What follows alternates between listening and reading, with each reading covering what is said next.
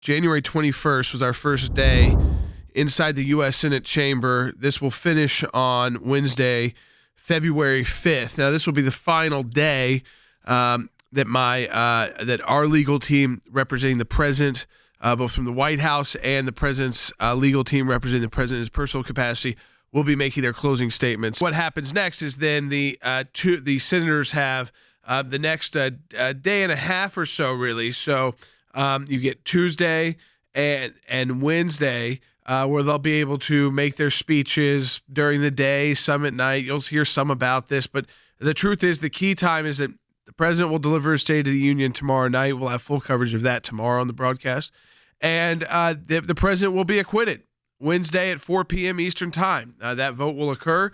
There's no way, of course, they're getting anywhere close to 2/3 of the U.S. Senate, 67, when they failed to even get enough votes, which was just a 51 vote, to get witnesses. You kept hearing, we can get the depositions done in a week, and we'll take some of their witnesses. Chuck Schumer even said on the floor of the Senate, we've got it in the congressional record, we could call whichever and whoever witnesses we wanted to. And as my dad said, I think you heard on the show, we'd take Adam Schiff, Hunter Biden, Joe Biden, the whistleblower, and everybody on Adam Schiff's intelligence committee that had contact with the whistleblower. That's that contact that he initially misled the public about, or if you want to say lied about, when he said he had no contact at all and then had to come back and clarify that misstatement. It was a disaster for the House Democrats from the beginning. I am not going to take the time, your time, which is precious, to go over each and every allegation about witnesses that I could. I could do it. I could stand here for a long time. I'm not going to do that. I'm just going to say this. They created the record. Do not allow them to penalize the country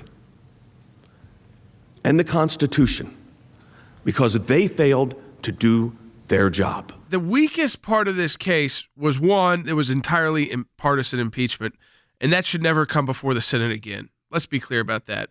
If you get an entirely partisan impeachment, not a single member, and not even a group of members of the president's own party joining, whether it's Republican or Democrat, no president should have to go through that, and the Senate should not have to go through that either, because it's absurd. The only witnesses they were eventually allowed to call were ones that Democrats had called first. So make no mistake about it. Those are Adam Schiff's witnesses. They're just ones that Republicans were willing to put their name on. Look, I think this is important. Ray's question, Jordan, from the point you made, certainly that exoneration of the president is actually better than just throwing out the case. I do agree with you on that. But I also think there's a second very important issue here, and that had to do with the vote that was taken to not call additional witnesses. Jordan, to me, the important point there is what you sort of alluded to. This is the Senate saying to the House, we are not going to do your job. And Jordan, that is not just we as senators don't want to do work. That is a very important precedent-setting measure to say we are not going to live under perpetual impeachment. Our founder set a very high bar that you have to clear through impeachment, and the House, under the Constitution, has to clear that hurdle, Jordan. So I honestly think that vote went well beyond this case, and it preserved a very careful balance that our founders put in place. It was a very strong move to move against the perpetual impeachment that we've warned about so much on this broadcast.